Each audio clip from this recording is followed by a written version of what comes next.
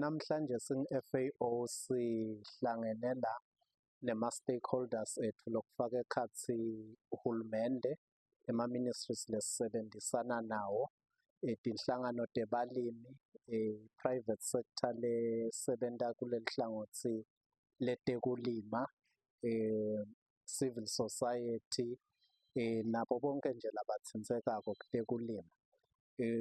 Siteke la kuto-validate-a kutsi lolu hlaka lwa-FAO kusuka ku-2026 kuya ku-2030 vele li-relevant yini kule tidzingo letikhona in the agriculture sector.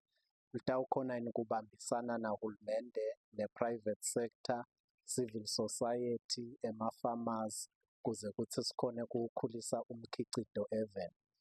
Lo mhlangano-ke umcoka ngalokuthi si-agency yamhlabuhlangene nje asitisebentele.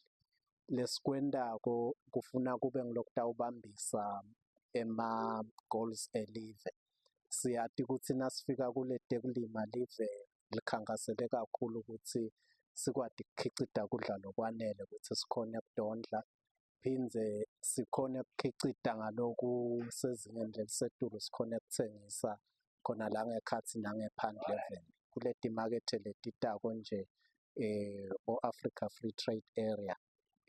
Le space saka-agriculture ngilapho khona kumele kuphume ama-products latawukhona kukhompitha in the markets out there in the region.